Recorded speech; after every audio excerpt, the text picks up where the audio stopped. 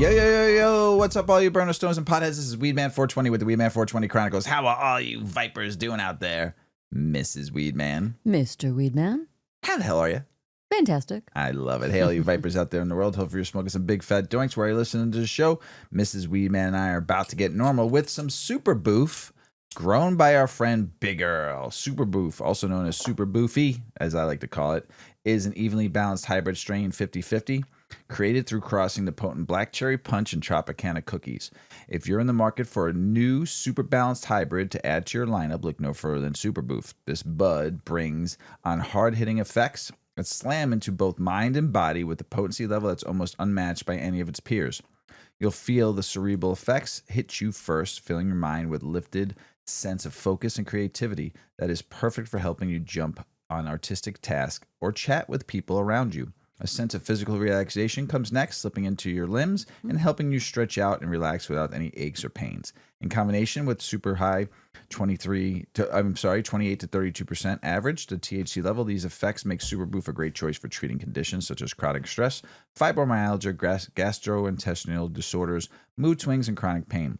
This bud has a sweet and fruity cherry berry flavor with a super nutty and sour citrusy aroma to match. Super Boof buds have dense and flat heart-shaped emerald green nugs with thin red-orange hairs and tiny milky amber crystal trichomes. The effects: creative, euphoria, focus, giggly, relaxing, uplifting, relieve symptoms of chronic pain, depression, fibromyalgia, gastrointestinal disorders, stress.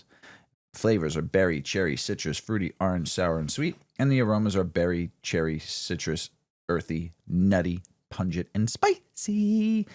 I will tell you this, the moment I got this bag of goodness, Mrs. Weeman and I opened it and smelled it. And I tell you what, we were just like, oh my God. And Mrs. Weeman's on a fruity kick, weed strains right now. And her eyes lit up and you could just tell the aromatics did wonders for your olfactory. Yeah, you were just all over this strain. We've been smoking it now for a couple weeks. It like smells like weed should smell, and it does what weed should do. It's just so good. Nice. Such a nice strain. It's good. I like it very much. So thank you, Big Girl, for throwing to the cause. We appreciate you. While we're smoking this strain, Mrs. Weedman's going to tell you about 8 decades. Mr. Weedman's on like uppity right now, and he's smoking a uppity weed. So let's see where this better goes. than I was all day today. We had a funeral we went to today, so we'll talk about that in a minute. But go ahead, tell us about 8 decades. Mr. 8 decades. That is our cannabis lifestyle brand. 8 decades spelled out, EIGHT, decades.com. Stop on by, learn more about us, what we do, why we started the lifestyle brand, and links to swag for the Weedman 420 show. Hey. Great hemp clothing from Young Maven. We've got some great cannabis accessories and all sorts of stuff. So check us out. Smoke tray, rolling tray on the planet. Yes. Your forever rolling tray. That's it. Stop by and grab one. Yep. Yeah. I'd also like to thank the sponsor of the show and a new partner for 8 decades, Goodies Dispensary in Streamwood, Illinois, for the best craft cannabis selection in Illinois. Check out Goodies Dispensary in Streamwood, Illinois. You'll also be able to find all different brands, all different flavors, and all different fun at Goodies Dispensary. We'd like to thank them for partnering with 8 decades and bringing our brand in. So if you want to go check them out, and 8 decades is on the shelf there, you can pick it up, feel it, touch it, look at it, and also buy it at the Goodies in Streamwood. Check it out. They're great partners of ours. So we thank you for throwing to the cause and also sponsoring this episode and partnering up with 8 decades. Thank you, Goodies. So Mrs. Weeman and I went to a funeral this morning, and I will say this. This is Mrs. Weedman's aunt who lived to 101.5. Exactly. She was exactly 101.5. Not an extra day. Not an extra day. 101.5. Oh, Mary. She was great. And was still getting around up until 2 weeks ago. Yep. Yeah. She was a hoot, boy. She was probably 4'9". Feisty, sassy, takes no shit from nobody. Will tell you how it is, whether you liked it or not. So rest in love, rest in peace, rest in power, Mary. You'll be missed. 101.5. It's pretty impressive. Yeah, and like I said, that was a celebration of life. Yes. Oh yeah. We were at a Serbian church, Serbian Orthodox church. What a beautiful church. It looks like a Byzantine chapel. Yeah, it was from Europe. amazing.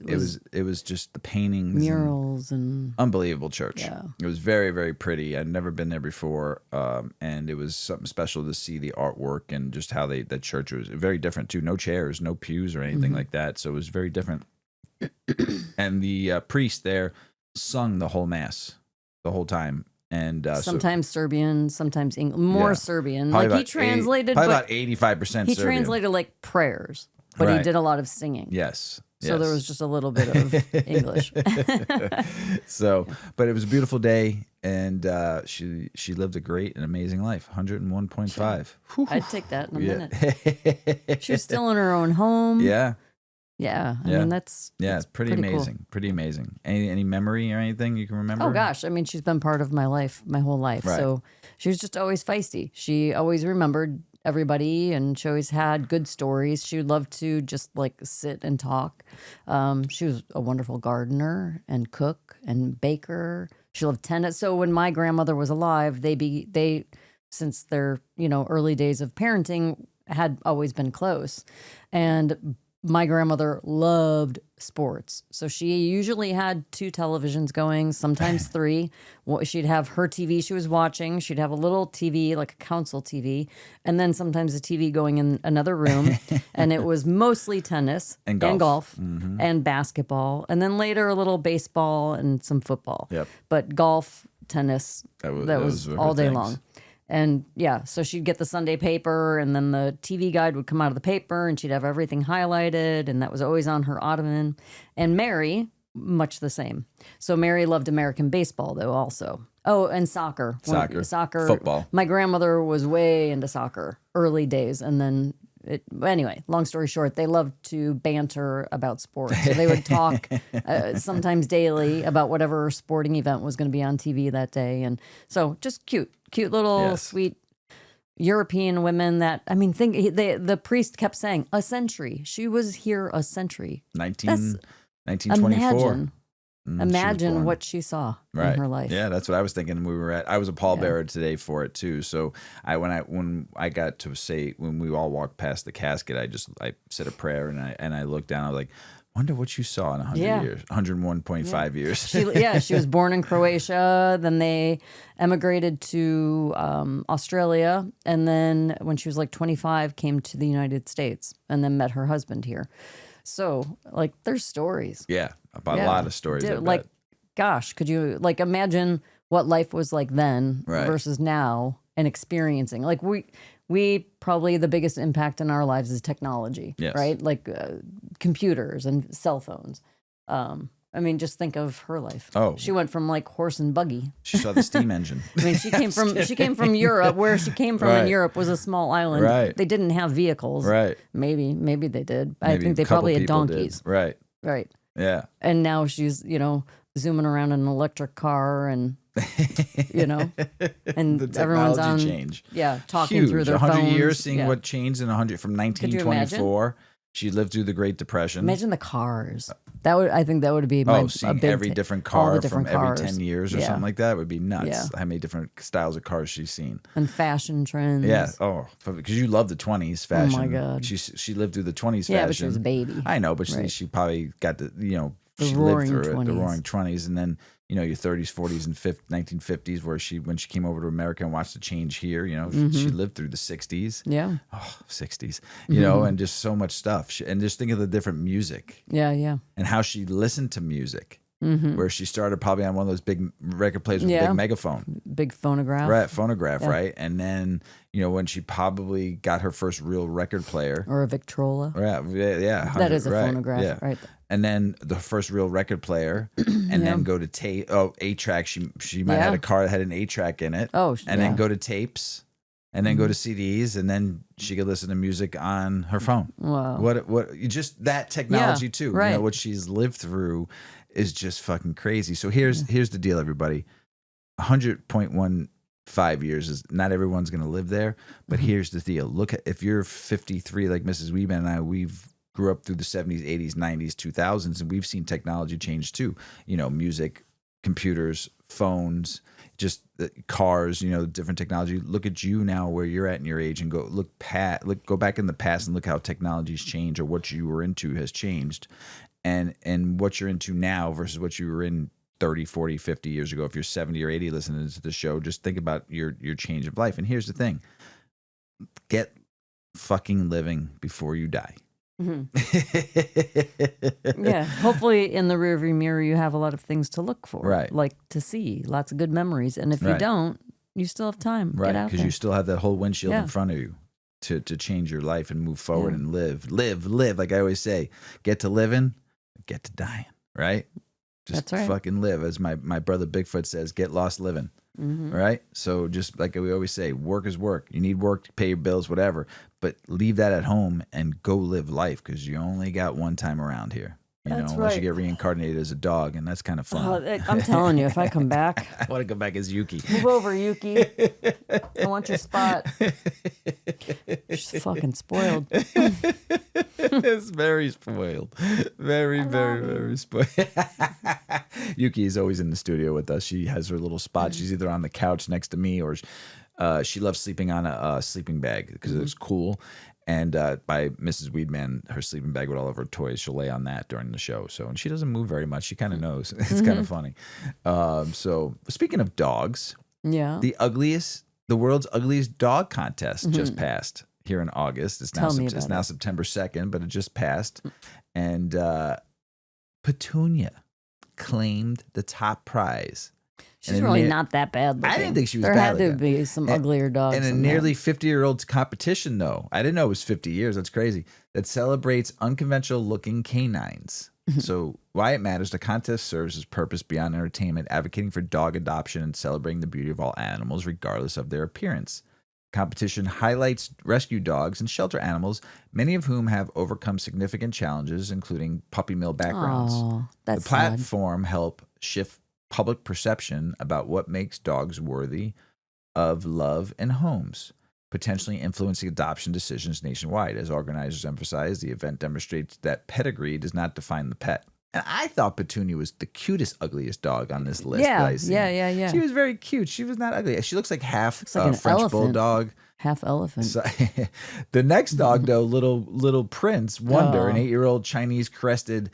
There's always one of those. He is not very pretty. Every ugly dog contest, it's a Chihuahua with like a loss of jaw, or one of these dogs with their tongue hanging out. Now, Ginny Lou, the 5-year-old pug, had that. Her tongue was hanging out like all the way to the floor. Oh, there she is. She's cute.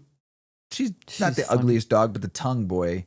And then you have a dog named Merle Haggard, competes in the world's ugliest dog contest. And he looks like a Chihuahua. I mean, our dog, our Chihuahua Paco, could have given him a run for his money. Yeah. Oh, absolutely. But Paco was Paco. Paco was special. To you. He was just special. So congratulations, Petunia. I think you're the prettiest, ugliest dog I've ever seen. Oh. She should have had a tutu on or something. She would look even cuter. But it's fun. I'm glad they do something like this. And Petunia won $5,000. Hey. Go, girl. On my birthday. It was August 8th. Wow. Look at you, Petunia. Go, Petunia. Killing it out there. Tell your mom you want like a dog spa day. No, dogs probably don't even like that.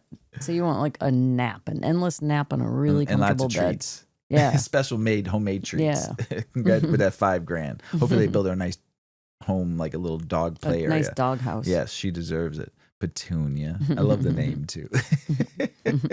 Super Boof. Super Boof. It's very Super Boof. Wow. I like it. We've been smoking. Like I said, we've smoked it for the last couple of weeks here and there. And I just feel like mellow. Yeah. But kind of a little uppity though. Yeah. Too. You probably can draw something right now pretty quick. It says creativity kicks in. Artistic creativity kicks in. Watch out. Watch out. I might get creative.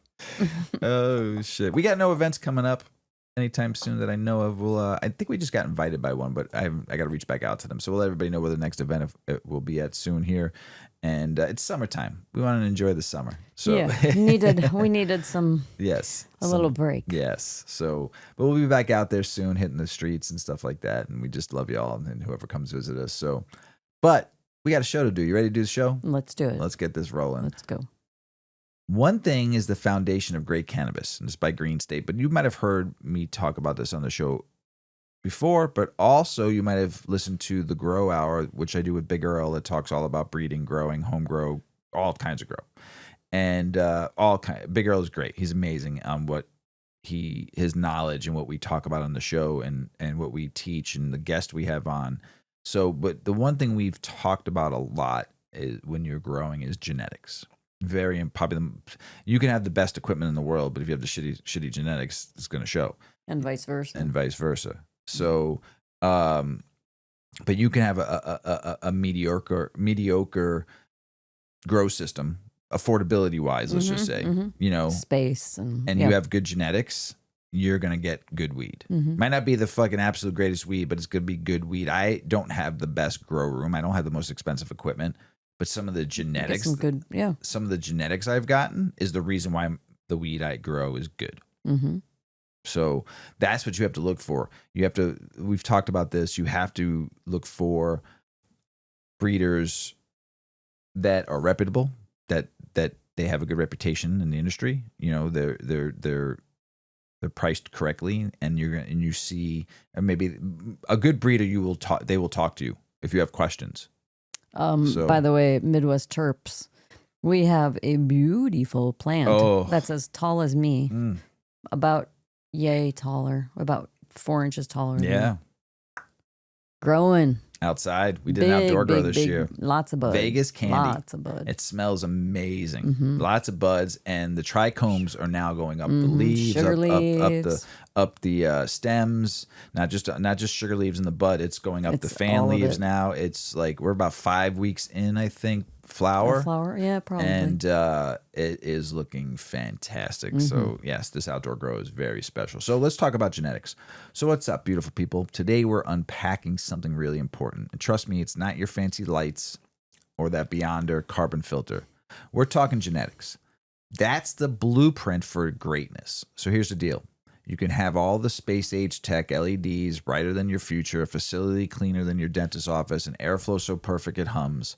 But if your genetics are weak, you're still going to harvest mediocrity. No flavor, no punch, no story, just disappointment. It's all there in the DNA, the terps, the cannabinoids, how the plant looks, and how it stands up to pest or mold. It's about how she handles stress. That's what separates the meh from legendary. From when your homies come over and they're like, "Where'd you get this?" I grew it.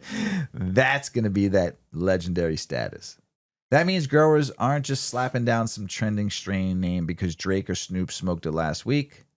Nope, you're pheno hunting all year, every year, sniffing out those rare, stable, high-performing cultivars that make your grow sing. It's about trusting your instincts, your experience, and that obsessive attention to detail, not spreadsheets or hype.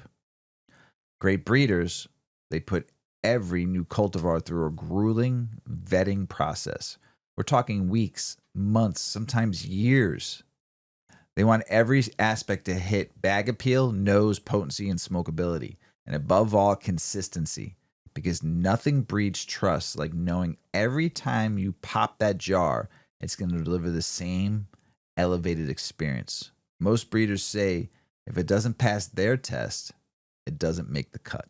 In regulated markets, take New York for instance, consumers expect that every bag's the same as the one they loved last time. No surprise. That's why consistency isn't just a luxury. It's non-negotiable. And guess what? Consistent experiences only come from stable genetics. But here's where it gets real, artistic. Genetics don't just show up looking prime. You hunt them, you select them, you breed them. That's where art meets science, in the sacred breeding space. One tiny tweak in generation could unlock a brand new terpene combo. A color so deep it stuns the eye, or that clean, hard-hitting buzz that makes your mind melt into the couch. Sure, some clips come from winning breeders, and that's cool. But good breeders put their genetics to the test by having good vetting processes, protocols, and cultivation philosophy.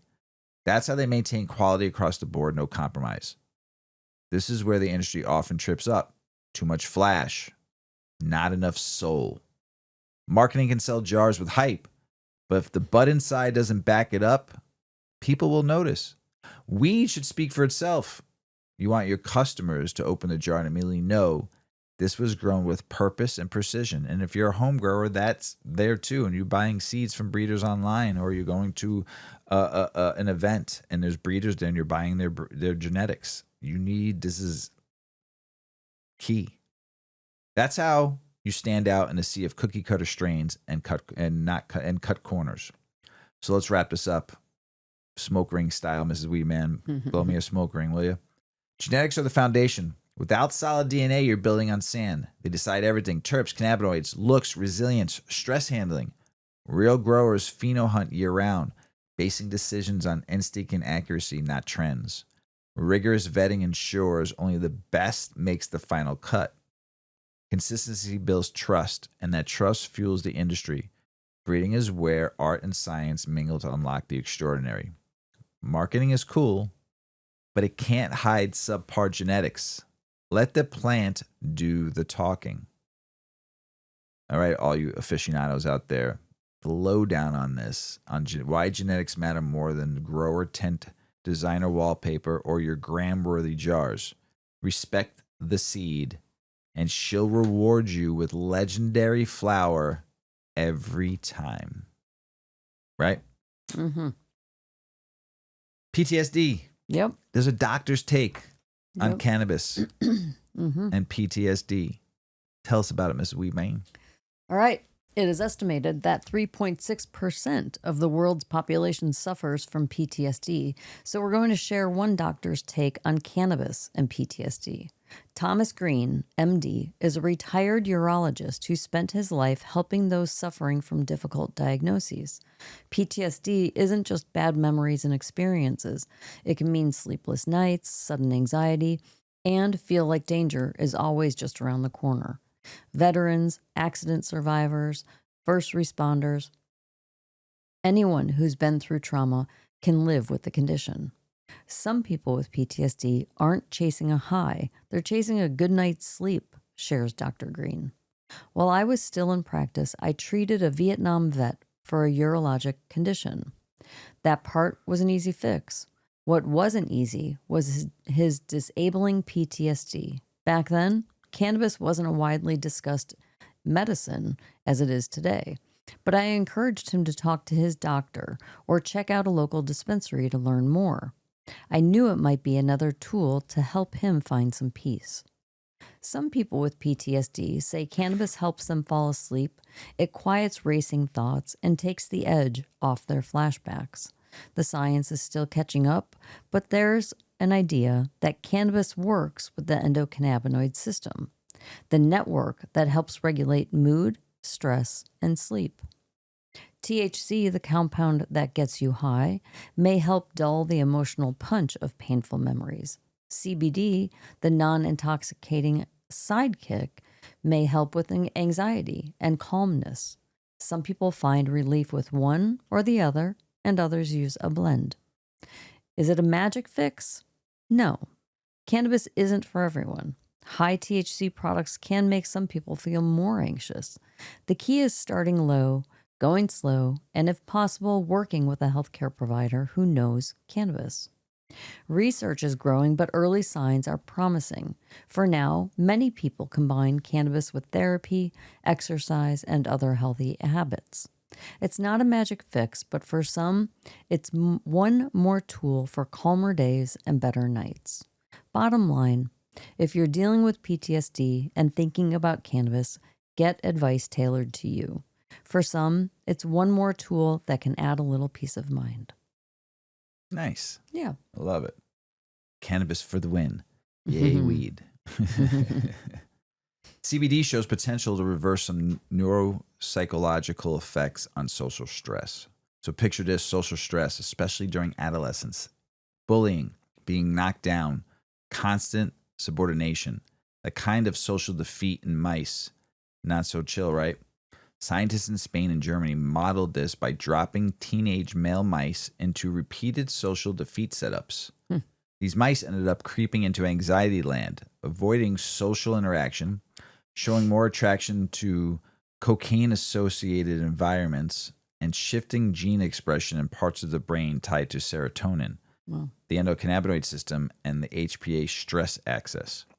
Here's the kicker. They pre-treated some of those mice with CBD, either a low dose at 30 milligrams. That seems like a lot. But for the high dose was 60 milligrams For a little mouse? a little mousey getting high as hell. yeah. before each defeat episode. And guess what? CBD didn't fix everything, but it did reverse the social avoidance vibe. Those beaten down mice were back to interacting socially, not hiding in the corner. Plus, it erased their boosted love for cocaine reward, which is wild. Because stress often primes animals or humans to find drugs more rewarding. So they didn't like the cocaine anymore, Yeah. but You they need like the weed. I love it. Or CBD, actually. Then they looked under the hood into the brain gene expression. The social stress had knocked down stuff like serotonin transporter levels in the dorsal raphe nucleus, the CB1 and CB2 receptor expression, and the hippocampus, and key HPA axis players like, why do I always get the hard words, Mrs. Weeman? The corticotropion releasing factor and the proprimolettercortin in the hypothalamus. Hypothalamus. Good try, A for effort. I think I got them about 85% correct. You're pretty spot on. Just those the corticotropion and the propyomyelinocortin and the hypothalamus. I got that one right. Brain parts. Yes, all brain parts. CBD came in and brought those levels back toward normal. Though dose mattered, the high dose got serotonin transporter and CBD1 levels back up, while the low dose selectively boosted CB2 in stressed mice. Interestingly, the glucocortid receptor, the NR3C1, was up by stress, but CBD didn't bulge it. So in plain terms, CBD isn't the magic wand. Some pathways stayed altered, but it did the job where it mattered: social interaction and drug reward sensitivity. And those changes lined up with fixes in the brain chemistry tied to mood and stress regulation. The researchers were clear that this is early stuff, rodent only, male only, and limited doses tested. They're planning on future runs on female mice and maybe even human clinical trials. So humans are going to go and get cocaine. That's actually their reward, and then hopefully the CBD stops them from getting cocaine. They don't know humans that like cocaine very much than these scientists. They'll do both. Oh shit. The breakdown. Chronic social stress during adolescence fucks you up socially and biologically. CBD pre-treatment helped mice return to social life and knocked out the stress-boosted cocaine craving. On a molecular level, CBD reversed stress-induced changes in serotonin transporters, CB1 and CB2 receptors, and HPA axis genes, but not everything. The NR3C1 stayed elevated. Dose matters. High dose helped serotonin and CB1. Low dose targeted CB2 in stressed mice. Only male mice. The caveats are only male mice, only 2 doses, separate groups for behavior versus gene data. Future direction: test females, optimize dosage, and hopefully move forward real human applicable stuff. I want to see mice on cocaine. You could probably find a YouTube. I'm sure, but I want to see what they're like on cocaine. Are they like crazy? We'll watch it we'll check it on YouTube later, but I really want to see what mice are like on cocaine. So there's videos. Is there videos? Oh, perfect. So we'll have to look at them later and laugh while we're really stoned. Cannabis and organ transplants. What you need to know by Green State. Tell us about them, Ms. Weemang. Currently, there are over 100,000 people on the National Organ Transplant waiting list, with 13 people dying every day waiting for an organ transplant. With such an intense shortage of organ donors, choosing an organ recipient can be very complicated. Due to the shortage of organs, transplant centers are disqualifying potential patients from receiving a transplant for a multitude of reasons. This means a transplant center can decide not to give a transplant to someone because of their cannabis use, regardless of whether if it's for medical or recreational purposes. Many argue that because organs are in such high demand, those with the highest chances of success should be prioritized, and the potential long term effects of cannabis use on organs could diminish the chance of success. With 24 states legalizing recreational cannabis use, the number of cannabis users has steadily increased. However, proponents of protecting cannabis users cite studies that indicate there is no correlation between cannabis use and problems with organ transplants. A survey of transplant providers showed that 68% of providers said that they would allow listing a patient on the registry if they use medical cannabis. However, only 27.5% of providers listed a patient if they used cannabis recreationally. Do they not realize it's the same drug? In some centers, providers will ban cannabis use in any form. This issue is further complicated by the lack of clear laws around it. While some states like Alabama and California have passed laws that prevent cannabis use as the sole reason for an organ denial, patients in other states are often left with uncertainty, as cannabis could be legal in that state, but they could still be denied a transplant. As cannabis use continues to spread through the cultural consciousness and the law, this topic continues to increase in importance as patients potentially are denied life-saving treatment. This is definitely a controversial situation that we will continue to cover. Yeah. Yeah. Yeah, I mean, what do you think?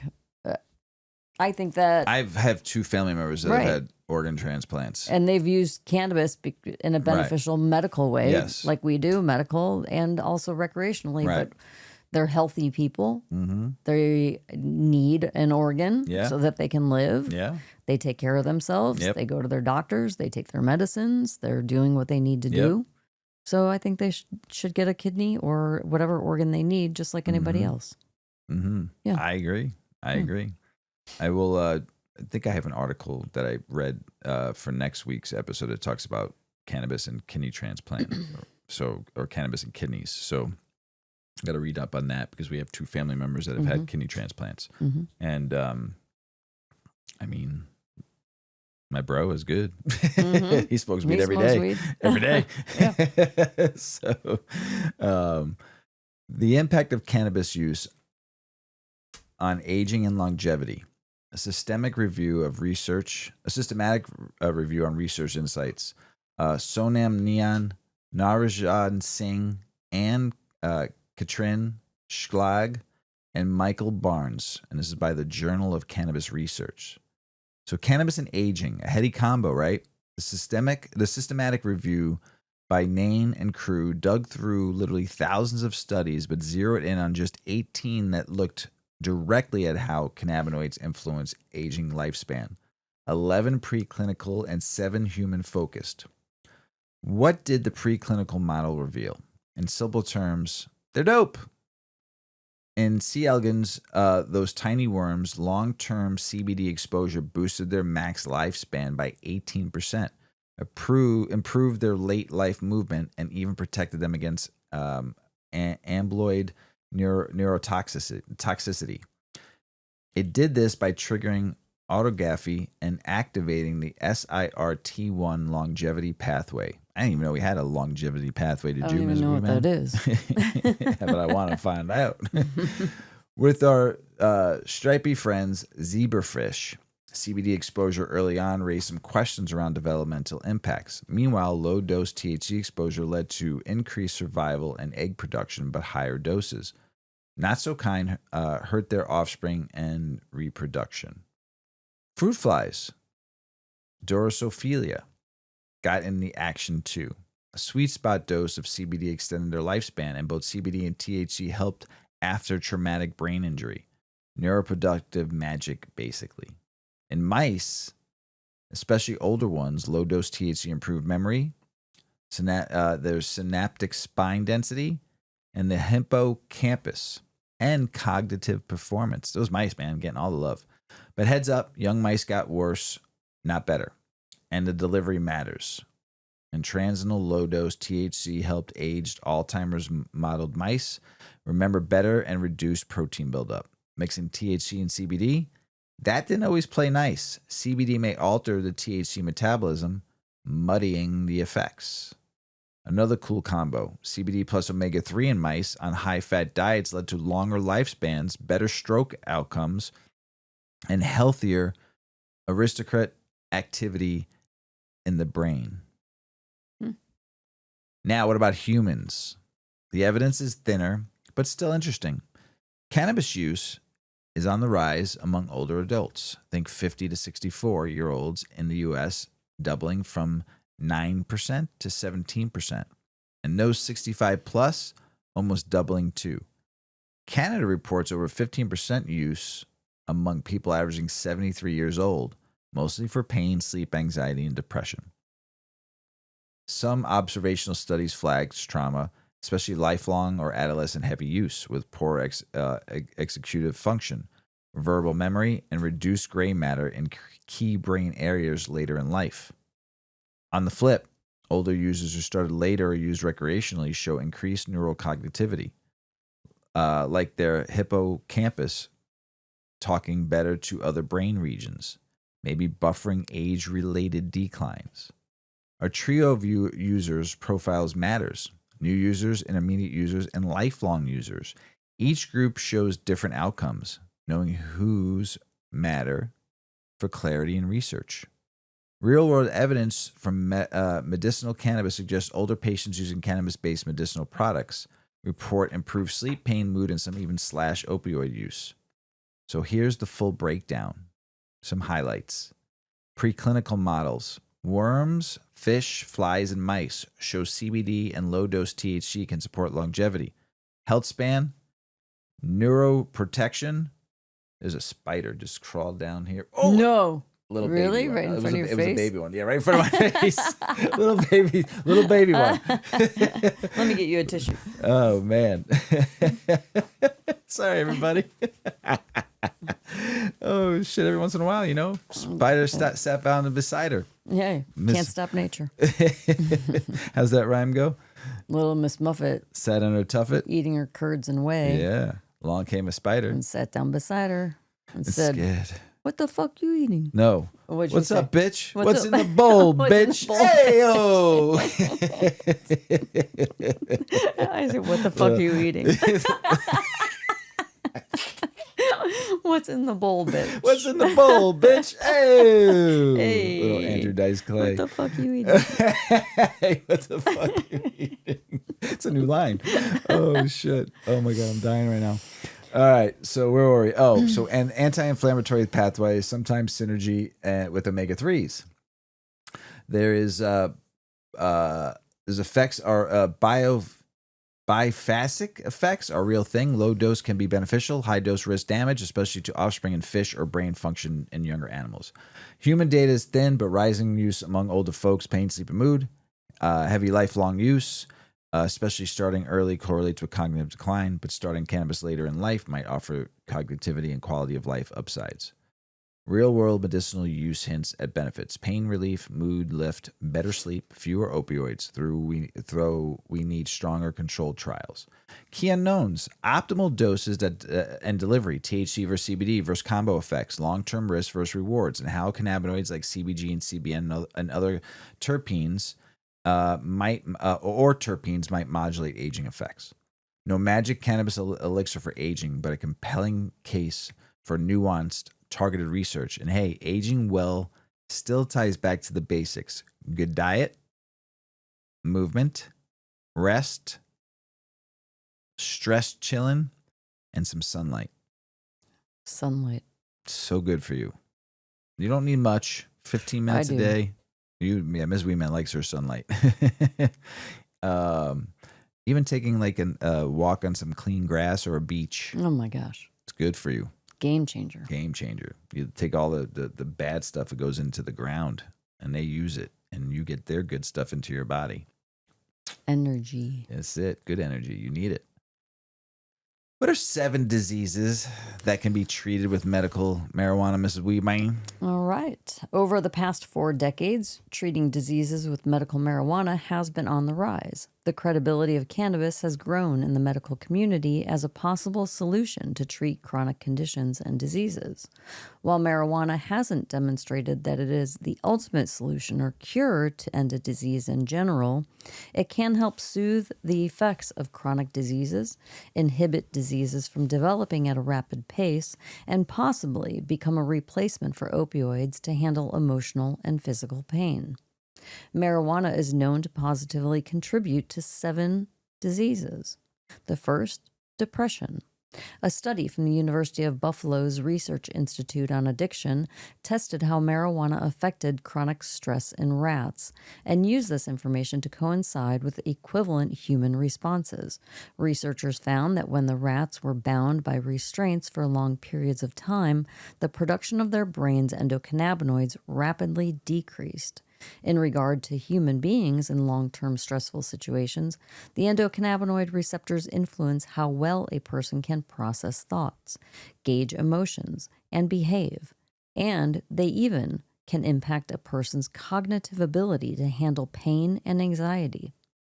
When there is a lack of endocannabinoid production in the brain, an individual is at risk of developing depression. Marijuana can play a role in restoring cannabinoids, such as THC and CBD, in the endocannabinoid system and helping to ease depression. And the next one is anxiety, number 2.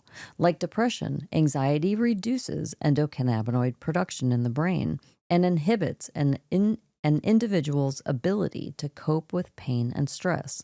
However, the use of marijuana to treat anxiety can go either way. It can either deplete anxiety or increase it. While marijuana is meant to bring a person into a tranquil state, some individuals possess a brain chemistry that simply does not react well with the plant's chemicals. In other cases, marijuana has been able to prevent unwanted anxiety attacks, stimulate a calmer flight or fight response to stress, and altogether provide the user with a high that releases any tension in the body. I think that's all good. Yeah. Epilepsy is number 3. Given that epilepsy is a cause of seizures, medical scientists have created a specific CBD formula that is proven safe for individuals to use because it possesses little to no effect on the sensitive psychoactivity of epilepsy patients. Some of the first tests with marijuana, such as a 2015 test at the NYU Langone Medical Center, actually demonstrated that it had the ability to suppress seizures. Because of this, researchers and developers have been able to manipulate marijuana compounds, tailoring them to an individual's epileptic condition. Next one, moving on. Number 4, Alzheimer's. Marijuana diminishes the intensity of hallucinations, improves poor sleeping habits, and stops aggressive outbursts suffered by individuals with Alzheimer's. The main source of Alzheimer's is its rapid production of beta amyloid proteins, which cause plaques to develop in the brain and dangerously reduce the necessary peptides in amino acids that enable one to properly function. Marijuana can slow this buildup of proteins, preventing existing Alzheimer's from deteriorating an individual's brain. That's pretty good. And like the combative state too, like to Yeah. be able to give someone just to help them be calm. Yep. You know? 5, HIV and AIDS. The HIV virus weakens the immune system, but marijuana softens the impact of disorienting and uncomfortable symptoms of a weak immune system, such as nausea, muscle and joint pain, loss of appetite, severe headaches, and fevers. Furthermore, in a study from Spain in 2008, marijuana was proven to prevent chemical reactions in the body that create HIV compounds. 6, cancer.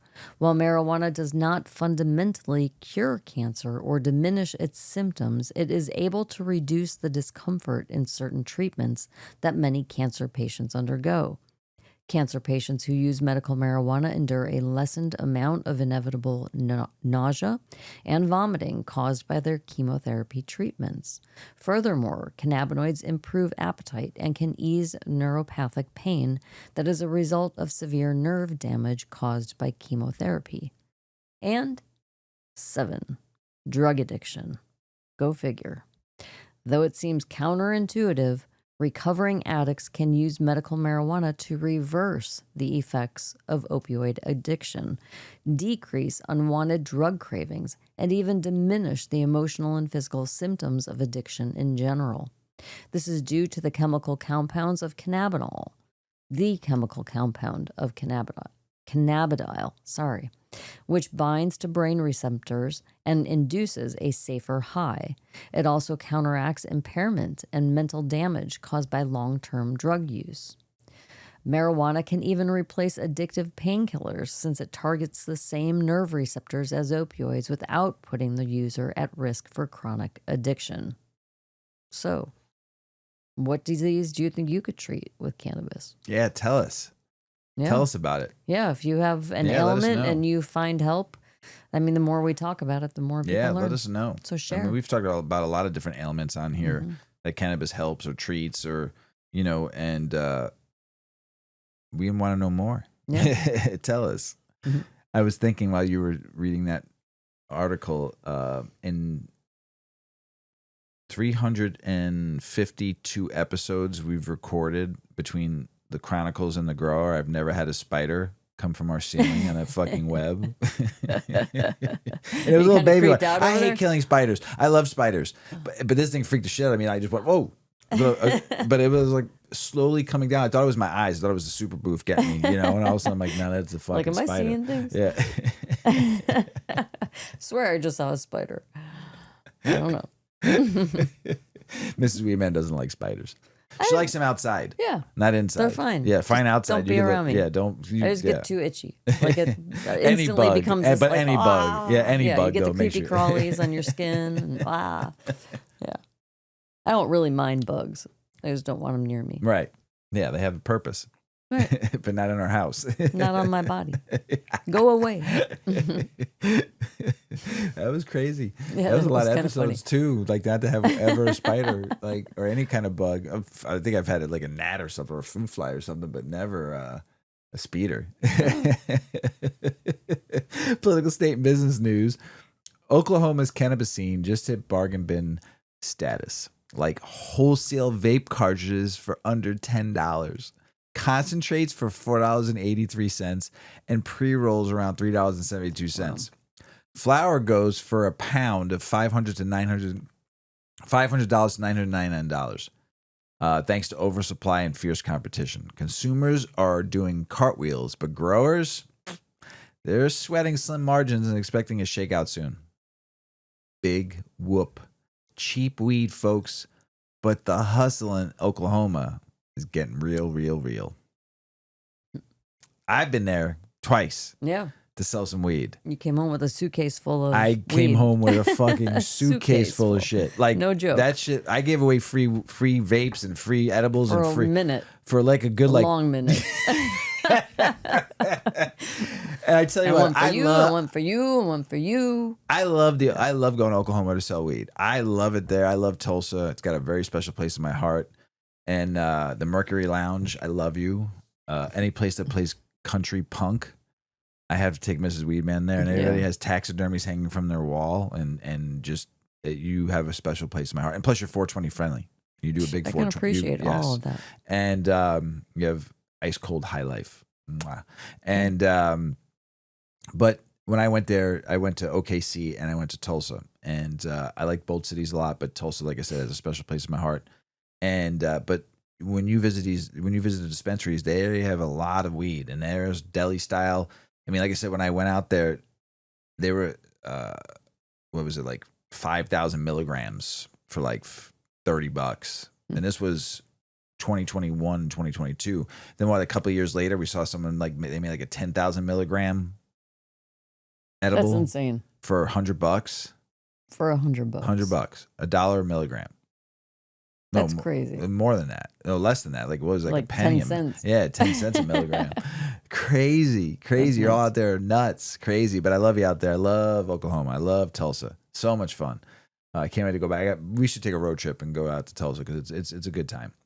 Colorado just crossed a green milestone, over $3 billion in pot taxes and fees raked in since recreational sales began in 2014, funding schools, mental health programs, and local government projects. I wonder what those projects are. But here's the trip. Sales are nosediving, down 37% from 2021, and this year's already off 7% from last year. So yeah, tax stash is fat, but the biz, big question mark. Starting to feel a little slim. Think they're realizing price compression fucked you and just fighting against one another, you know? Once you go that way, it's hard to go back. So Governor Shapiro is calling for a full-on pardon party. All Pennsylvanians with past cannabis convictions should get a clean slate. It's time to right the wrongs of the past and let folks move forward without old baggage. Let's be real. If we're legalizing weed, why are we still holding out onto outdated convictions? Time to let go and let people live free. California's small cannabis farmers are getting squeezed out. Humboldt County, once the heart of the weed scene, now faces high taxes, red tape, and big corporations pushing them aside. Farmers like Dan Golden are refinancing land just to stay afloat. Despite promises, legalization benefits haven't trickled down. Now the OG cultivators are left high and dry while the green rush cashes in. Just remember OG, not original gangster, even though I love it. Ocean grown. Maryland Governor Wes Moore just dropped a truth bomb. Cannabis legalization outshined his gubernatorial campaign. He joked, "One thing that beat me in the ballot, cannabis." It did better than him. But he's not just laughing, he's acting. Moore issued the largest mass pardon in U.S. history, clearing over 175,000 cannabis convictions. His motto, legal weed, fair play, and writings past wrongs. Pretty good, Governor. Yep, pretty good. A coalition of anti-marijuana law enforcement and religious groups is urging President Trump to oppose rescheduling cannabis as Schedule 3. They argue it would grant dispensaries and drug dealers a massive tax break estimated $2 billion annually. SAM President Kevin Sabet emphasizes the need to protect children and public safety, asserting that marijuana remains an addictive drug with high abuse potential. Listen, Kevin.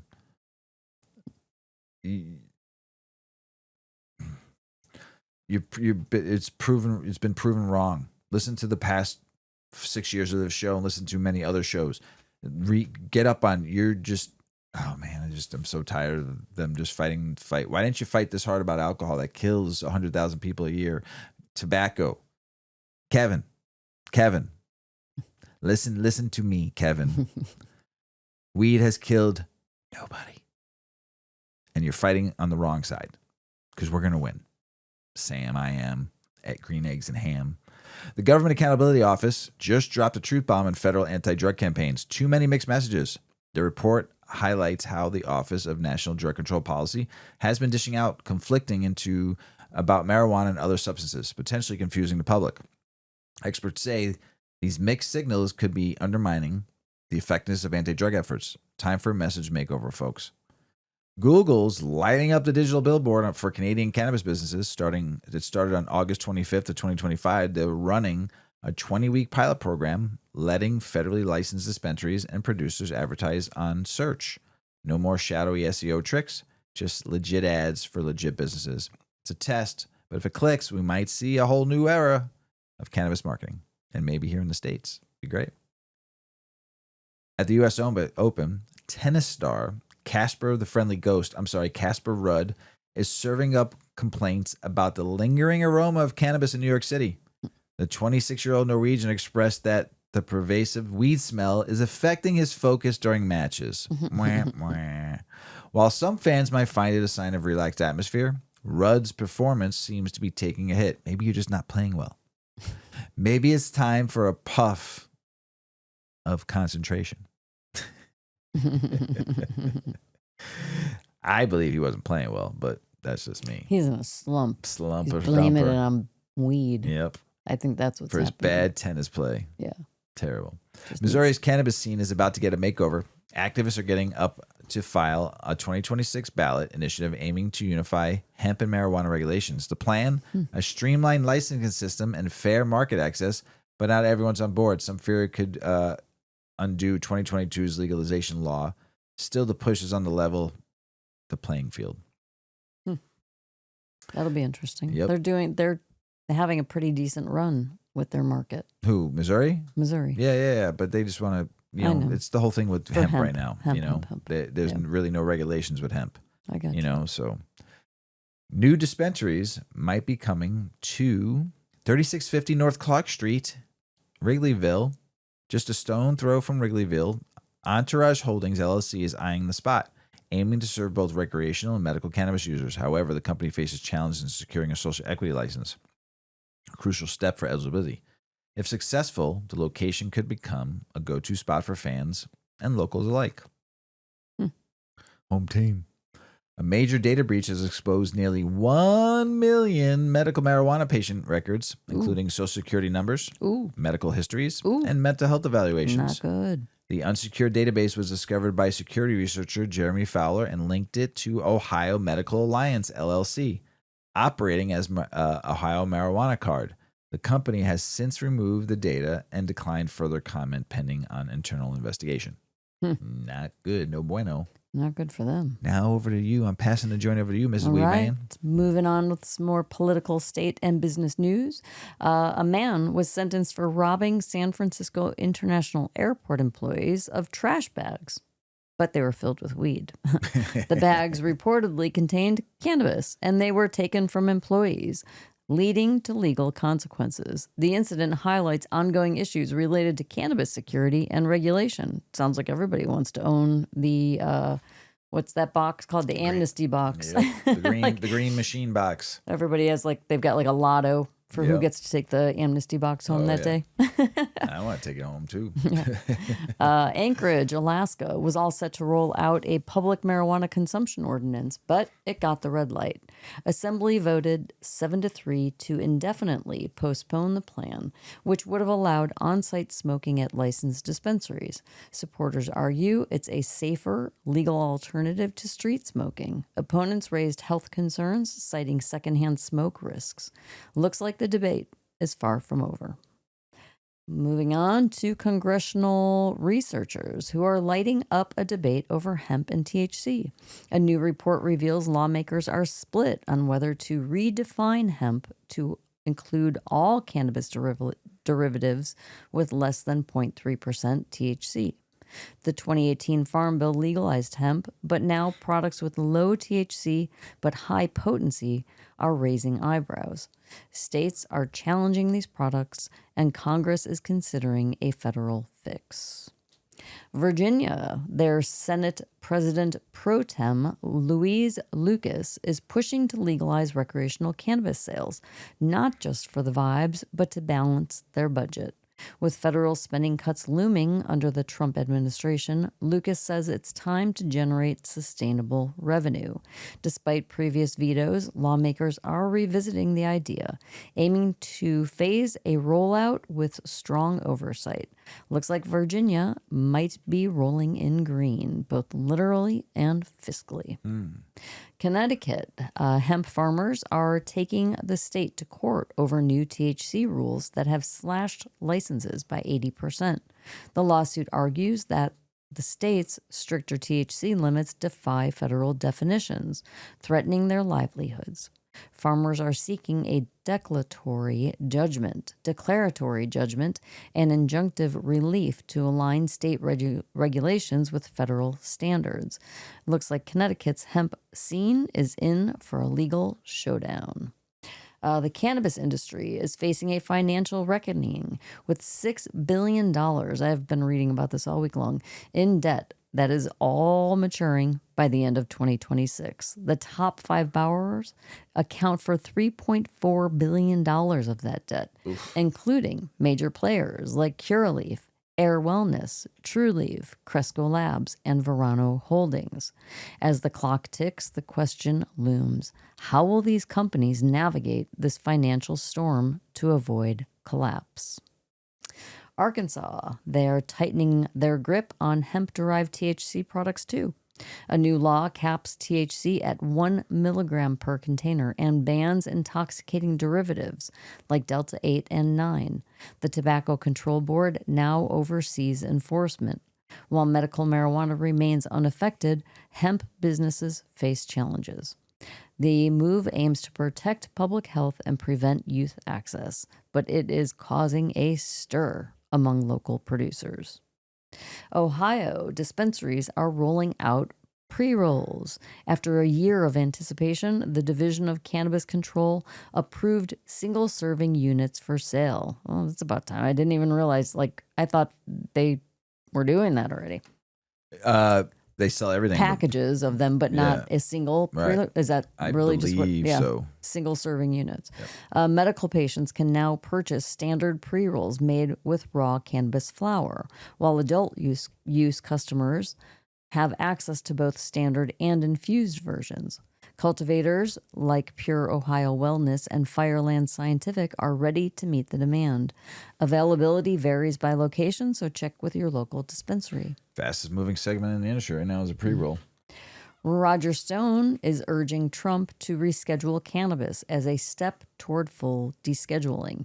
He argues that rescheduling would align federal policy with public opinion, reduce IRS burdens, and open access to banking and research. Stone believes this move would correct a significant disconnect between Washington and the American people.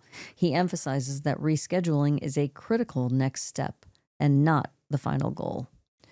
A federal appeals court has ruled that the government must prove that people who use marijuana pose a risk of future danger if it wants to justify applying a law banning cannabis consumers from owning firearms.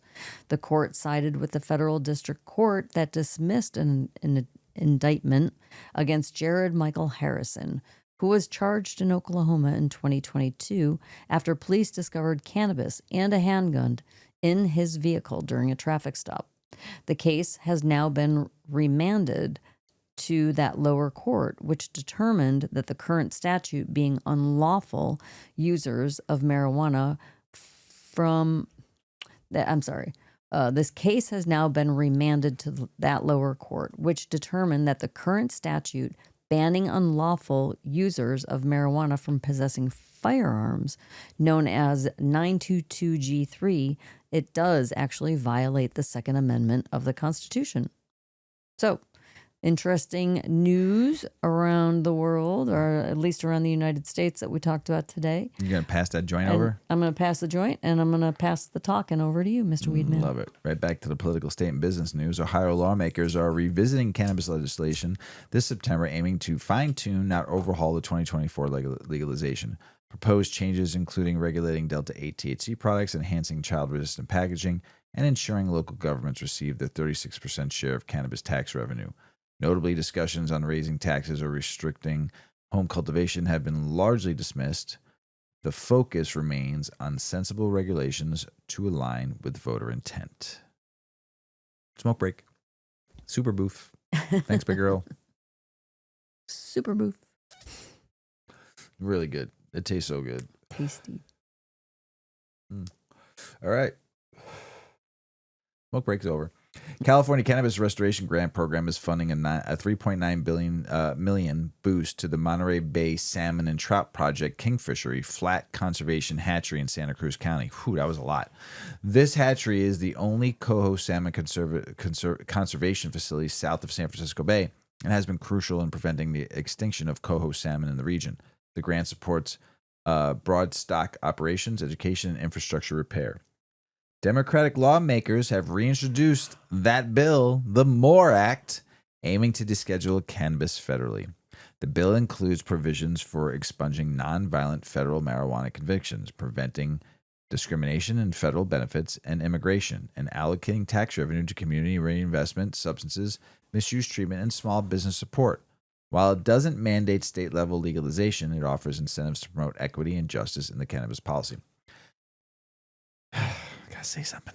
Say something. You don't have the House and you don't have the Senate. Why would you introduce this bill when you don't have control of either one? All three, actually. All four. Because, I mean, I don't understand why you would do this without coming across the table to try to get this passed with people who on both sides. This has to be a bipartisan bill. You're never going to pass this. You're just throwing another carrot dangling to everybody going, look, the MORE Act's back. Great. You didn't pass it when the last president was in. You didn't pass it when the last president was in, 45. And you didn't do it when 44 was in and when he was 43. So what is going to convince me that you're going to have a fucking speck of chance to even get this through? I just don't understand your thinking on this unless you're coming across the table, which you refuse to do. None of you are all getting along in fucking Washington right now, so nothing's going to get passed that you want. So you need to start bucking up and being friendly around one another so we can get some laws passed on both sides of the aisle, because it's just terrible that you're bringing this up again. As excited as I would love to see this pass, you're just dangling another carrot in front of all of us that follow this. So Texas is cracking down on THC vapes It started on Monday, September 1st. Senate Bill 2024 makes it a Class A misdemeanor to sell vapes containing cannabinoids like Delta-8, with penalties up to a year in jail and $4,000 fine. Supporters say it's to protect teens. Opponents warn it could fuel the black market. ATX Organics is already clearing out its vape stock ahead of the ban. Man. Also in Texas, lawmakers have hit pause on a proposed THC ban as the special legislative session nears its end. Senate Bill 6, aiming to outlaw all cannabinoids except CBD and CBG, has stalled in the House. With the session winding down, it seems hemp-derived THC will remain legal for now, but expect stricter enforcement of existing laws. New Mexico's cannabis industry is coming together under the Cannabis Association of New Mexico. The association aims to address challenges like tax burdens, regulatory hurdles, and market saturation. By uniting businesses, CANM seeks to advocate for reform and ensure that state cannabis markets thrives. The move reflects the collective effort to strengthen the industry and promote sustainable growth. Maryland's cannabis community gathered at the Maryland Marketplace event to foster collaborations and growth. Held near Baltimore, the event featured fireside chats and networking opportunities, focused on building a supportive ecosystem for cannabis operators. Attendees, including social equity licenses, emphasized the importance of community and shared success. The event aimed to remove barriers and unite the industry for sustainable growth. Delaware's cannabis scene is buzzing with controversy after Governor Matt Meyer vetoed a bill that would have relaxed local zoning restrictions for marijuana retail stores.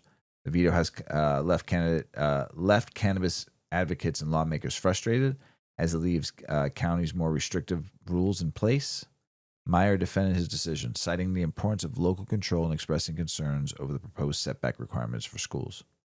Michigan Cannabis Regulatory Agency has recalled over 26,000 vape cartridges from Sky Cannabis, including Motor City Canacarts, the Rips brands. The culprit, though, Mrs. Weedman, is medium chain triglycerides, MCT oil. Mm-hmm. Safe in food, but risky for your lungs when vaped. If you don't know what MCT oil is, we've talked about on the show. It's basically coconut. Yeah, it's basically coconut oil. So that you should not smoke. You can eat it all day long. We basically make our own MCT oil and we cook it with it all the time. It's great. Coconut oil, infused coconut oil is one of the best things to cook your edibles with, and food too. So it's not good to smoke though. So affected strains include Georgia Pie, Confetti Cake, Tropic Thunder, and more. If you got one, return it to your dispensary or dispose of it safely. They called it the oil gate in Missouri when they were making it with MCT oil. The vape cartridges too, it was a big thing, and then everyone thought everybody's shit was infected with MCT oil for a while there. So That's bad. Yeah, don't be smoking that shit. So California lawmakers are hitting pause on recent cannabis tax hike. A Senate committee approved a bill to delay the 4% excise tax increase for 5 years. Good for you, California. Giving the industry some breathing room. Additionally, proposals to revise regulations and allow medical cannabis businesses to ship products directly to patients are advancing. These moves aim to support the state's cannabis market and address industry challenges. The USDA's hemp valuation is getting roasted. A new report from Whitney Economics reveals the agency's method lumps high-value floral hemp with low-value biomass, massively undercounting the crop's worth. While floral hemp can fetch $330 a pound, USDA is averaging it with $2 a pound biomass, making farmers look less profitable. The misstep could discourage investment and skew policy decisions.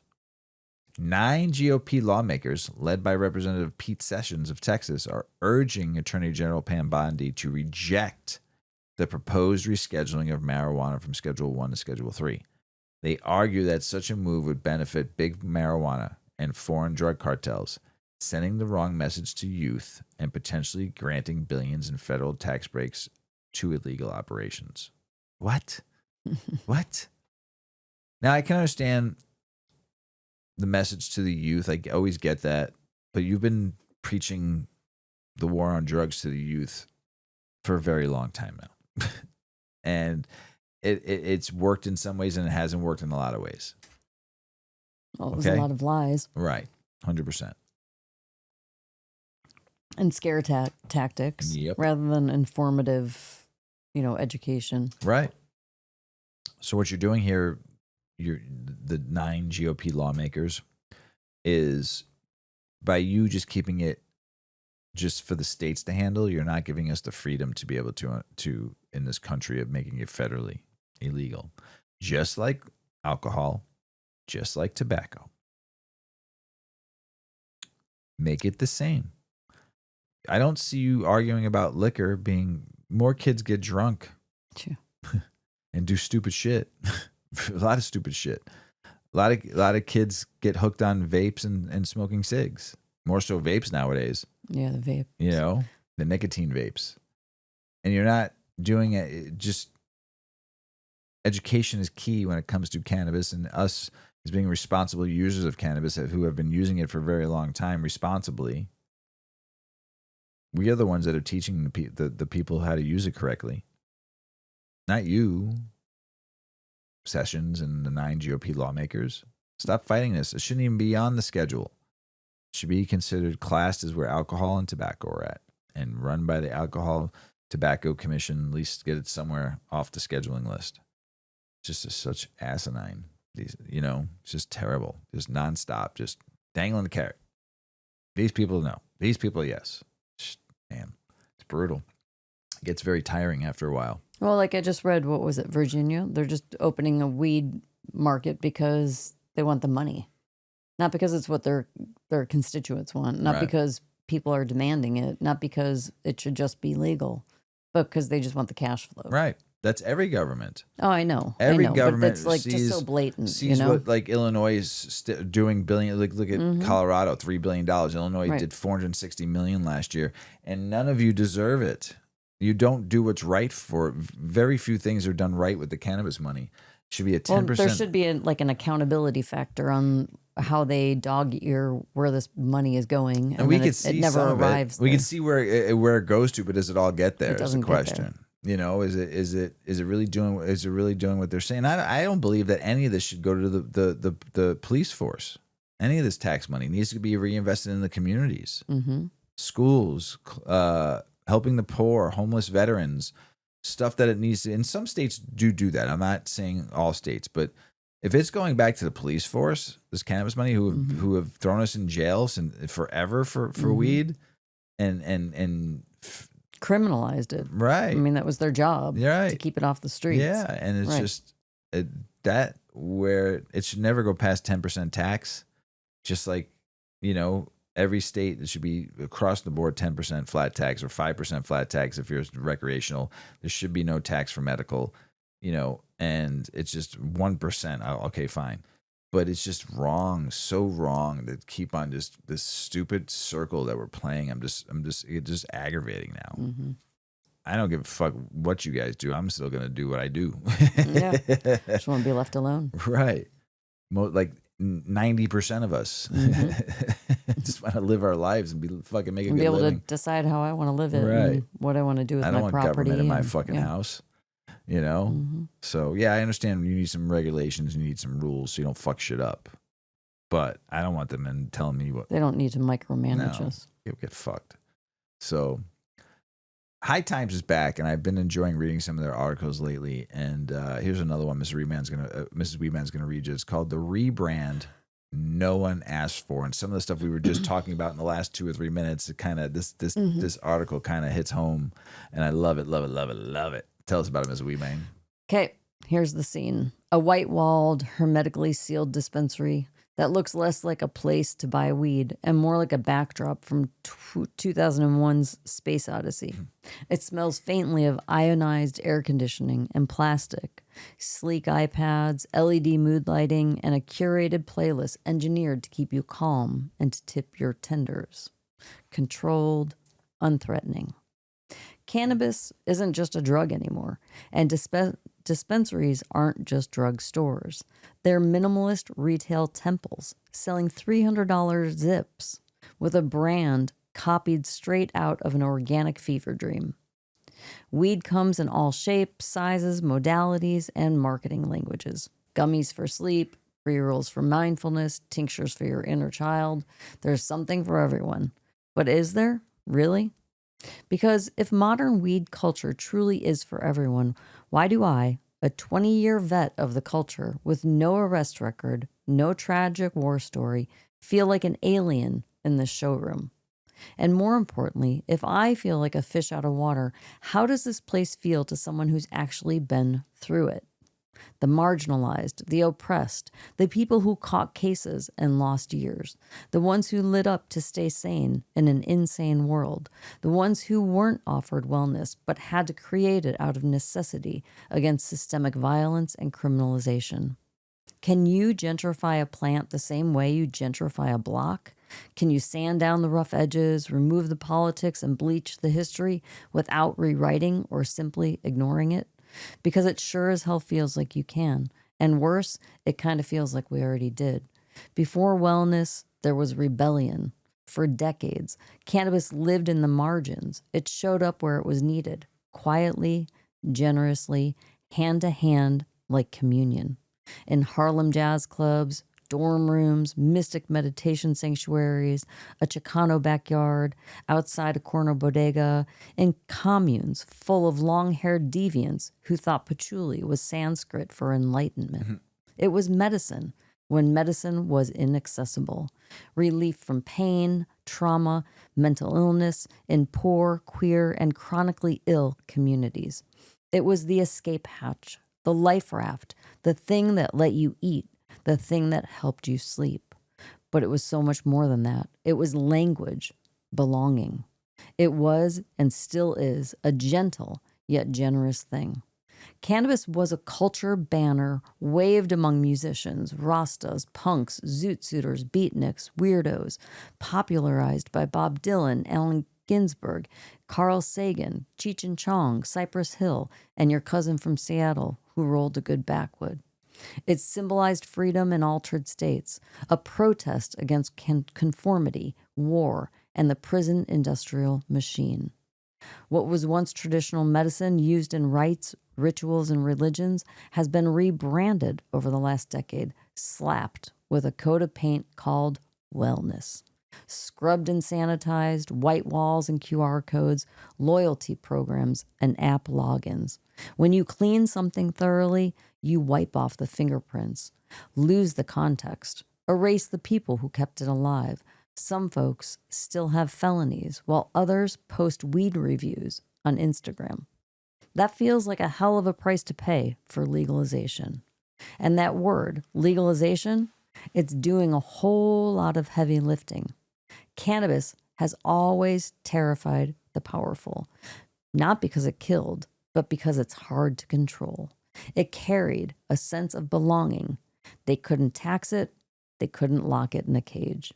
Its rap sheet spans dynasties and empires, shunned by emperors in the 600 CE China, feared in 14th century Arabia, exiled from 17th century Madagascar. By the time the British were running spice routes, weed wasn't just a plant, it was a problem. A political problem you had to burn at the stake. Fast forward to America, early 1900s. Same paranoia, new targets. After the Mexican Revolution, migrants brought marijuana as part of their culture, and it didn't take long before that was twisted into a threat. Enter El Paso, 1914, the first U.S. prohibition law birthed by racist fairy tales about violent Mexican men on marijuana. It was simply fear dressed up as public safety. By 1937, the Marijuana Tax Act buried weed under paperwork. What was once medicine now meant 4 years in jail and fines. Then came the Boggs Act in 51, mandatory minimums, 2 to 10 years for a joint, 20,000 in fines. All of it paved the road for Nixon's masterstroke, the Controlled Substances Act of 1970. Cannabis was classified alongside heroin. It wasn't about danger. It was about scapegoats. Nixon's top advisor, John Ehrlichman, said, "We knew we couldn't make it illegal to be against the war or to be black. So we criminalized hippies with marijuana and the blacks with heroin. They didn't need facts. They needed villains." Reagan then took it further with harsher minimums, militarized raids, helicopters over Humboldt, as if they were growing plutonium in the redwoods. Minorities and folks in the Emerald Triangle were battered by felony charges, property raids, paranoia, stop and frisk, civil asset forfeiture, communities gutted, kids expelled for the smell of weed. Black and white Americans have the same use rates, but the arrest rate is nearly 4 times higher if your skin is dark. A felony meant no housing, no aid, no job. Weed was never the enemy, but those in power needed one. And now it's 2025. Weed is legal for some, but we're still seeing raids, crackdowns, and forgotten communities paying the price. The war never ended. It just filed an LLC.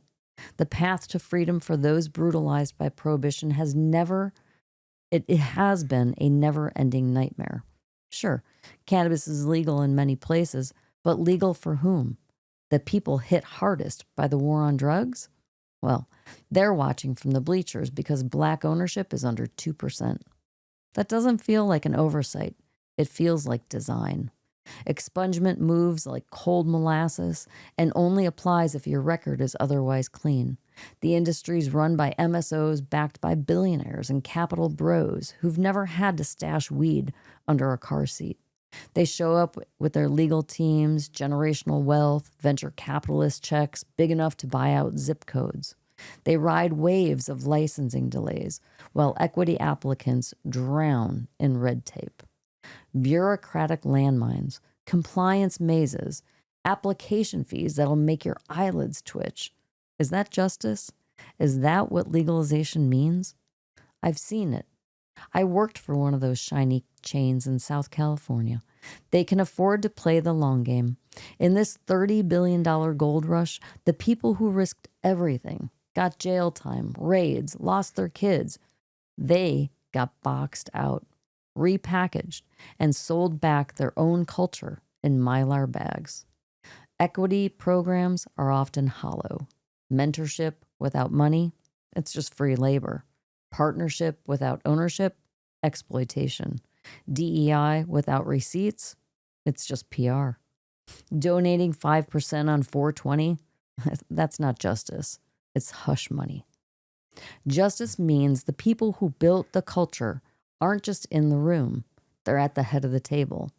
Legalization has scrubbed cannabis clean, disinfected it, repackaged it as wellness, selling $70 eighths with 40% tax. It's capitalism in a caftan. What cannabis stood for, insubordination, community, survival, that's been ghosted. Boutique branding, clean type, muted pastels, soft light, words like calm, elevate, soften, center. No history, no politics, just branded vibes. It swaps blunts for botanicals and distances itself from the hands that carried their sacred rebellion, selling plant medicine. Only the people who grow that medicine never had to duck cops or risk custody. Everyone wants a piece now that it's safe. Celebrities like Seth Rogen with his Brand Houseplant selling $300 ashtrays and $125 stash jars. 8 decades, they don't do that. We don't do that. There's nothing counterculture about it. Can, backed by Gwyneth Paltrow and Rosario Dawson, calling itself a social tonic, not a drink. Other brands, Bebo, Miss Grass, Rose Los Angeles, they package weed as a supplement for stress, sex, and sleep. They speak wellness fluently, but say nothing of the war on drugs. This is gentrification. Weed's cultural roots stripped to make it palatable for the Whole Foods crowd. The price of entry is privilege. Why does it become acceptable only after it's been whitewashed and marked up? Well, there's good news. A few companies are actually doing it right. Like Ball Family Farms, an LA-based operation with in-house mentorship programs and no gatekeeping. And Josephine and Billy's, the first dispensary in America built by and for women of color.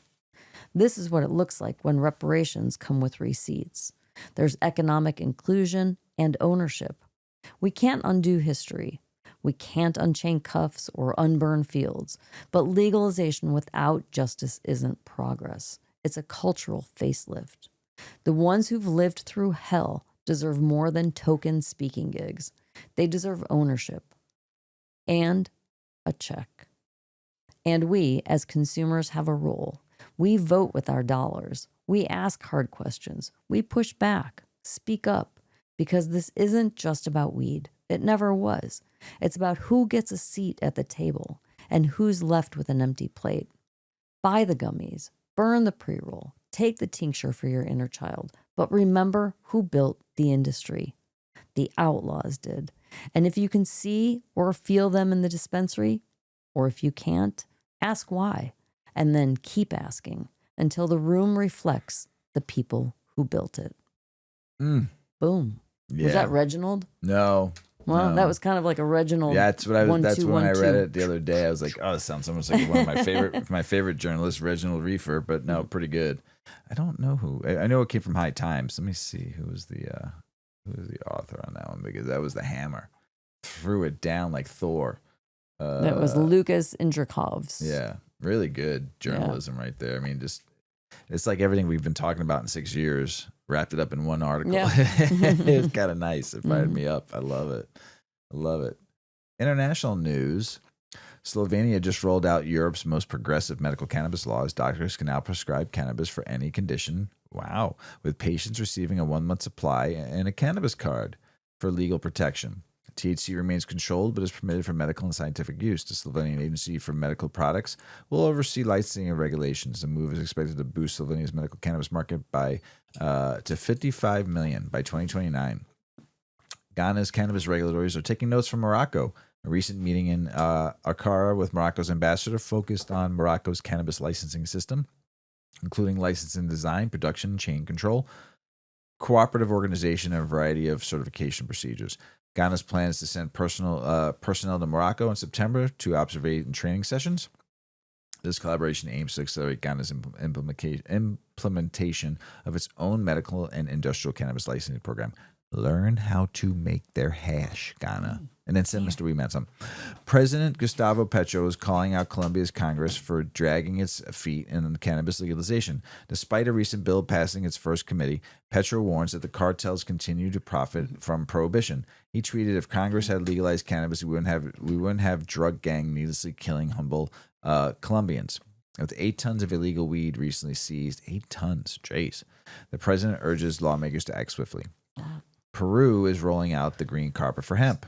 After passing law number 32195 in June 2024, the Ministry of Aragon Development and Irrigation has launched a 90-day public consultation on hemp regulations. Citizen farmers and organizations can submit feedback online or in Lima.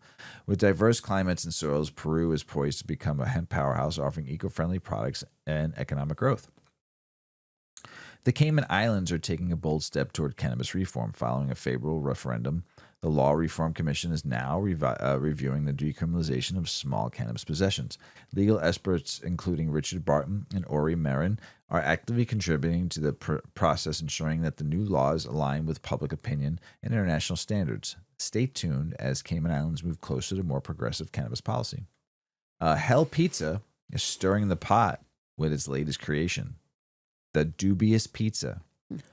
This cheeky dish comes with a grinder and a bag of dried herbs, sage and oregano, and of course, with 5,000 grinders up for grabs, Hell aims to spark conversation about New Zealand's medical cannabis access. CEO Josh Drake highlights the high cost of and stigma surrounding treatment. Only available for Kiwis 18 and older. Check out Hell's Pizza. Switzerland is rolling out the green carpet. The National Council's Social and Health Committee has submitted a draft Cannabis Products Act for public consultation until December. Adults will be allowed to grow and purchase cannabis, but minors and advertising are off limits. Sales will be nonprofit with incentive tax to guide consumers towards less harmful products, aiming for a balanced approach to legalization.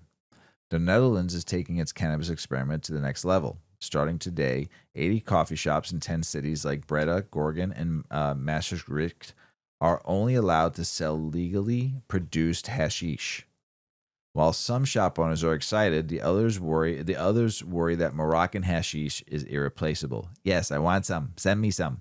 Researchers fear this could push sales back to the streets. The trial runs until 2029. I would have done like a year trial, not like almost 3.5 years. Oof, you're gonna fuck some shit up. Especially people like the Moroccan hash. Yeah. There, especially. So I've never seen a meteor shower, but I've seen a meteor, one maybe. Could have been a comet. I don't know. Or I've seen shooting stars. Yeah, someone told me someone told me you could see satellites too move in the air too. Yeah.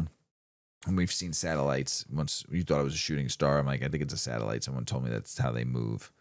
But this article talks about watching a meteor shower with an edible is next level experience. Yep. Tell us about it, Miss Weedman. I'm good. Here you go. You don't want him, Mr. No, I'm Weedman? good right now. All right. Just add a little more weed. I'm ready to talk. All right. Every summer, nature puts on a show which rivals any firework display, the meteor shower. Whether it's the Perseids in August, the Geminids in December, or a random burst of cosmic magic, shooting stars can make anyone feel small in the best possible way. But for many in the cannabis-friendly crowd, there's a growing trend, watching a meteor shower with an edible. It's next level awesome. First, let's get the obvious out of the way. Edibles hit differently than other forms of cannabis. Instead of a quick rise and fall, they tend to produce a slow build, full body high, which can last hours. This makes it perfect for meteor watching, which is all about patience and presence. The best shows can run all night, and an edibles effect lets you truly settle in under the sky without constantly checking the time. Edibles also heighten sensory perception, making the contrast of dark night skies and sudden streaks of light even more vivid. The faint twinkle of distant stars, mesmerizing. The unexpected flash of a meteor breaking apart in the atmosphere, absolutely thrilling. Many users say cannabis enhances their sense of wonder, making them feel more connected to the universe and less distracted by everyday worries. In other words, it's not just a high. It's a cosmic mood boost. I like that. There's also the bonus of meteor showers, best experienced away from city lights, often in quiet, remote areas. An edible pairs perfectly with this kind of setting. You're not juggling rolling papers or worrying about the wind you might with smoking. And there's no telltale cloud or smell. Just you, a blanket, maybe some snacks, and the night sky stretching endlessly above. For Gen Z and millennials, generations often valuing experiences over possessions, this combo fits right in. It's low cost, low impact, and ridiculously memorable. A single evening can become the kind of story you tell for years. Remember the night we drove out to the middle of nowhere, ate those gummies, and saw like 10 shooting stars in a row?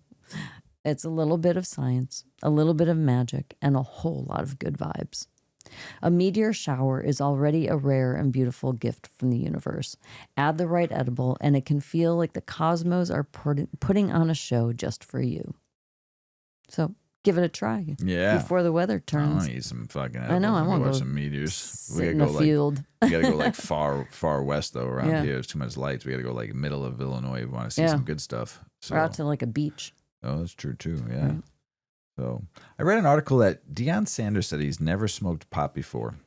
And he coaches in Colorado, and he says, but I smell an awful lot of it. Prime time. Yeah. Oh, shit. Mrs. Weedman. Mr. Weedman. That's the end of the show. That was a good one. You got anything else to say? Everybody have a fantastic week. And it's a short week. That's always a bonus. So make it a good one. Yeah. Yeah. Hey, everybody out there in the world, we love you. Thank you for listening. Thank you for the support. Thank you for just keeping us going each and every day. We love you out there. As Paulie always says, smoke smart, puff, puff, and away. Puff, puff, pass. Check out our cannabis lifestyle brand online at 8decades.com. Our custom smokes and accessories are perfect for your coffee table, bedroom nightstand, or kitchen counter. They're designed for you to show them off. The Canna community is also loving our hemp and cotton blend t-shirts, sweatshirts, scarves, and hats, finished off with our 8 Decades logo. We've got some awesome, long-lasting goods that will be your favorite for years to come. 8 Decades, because a 9th decade of cannabis prohibition isn't acceptable.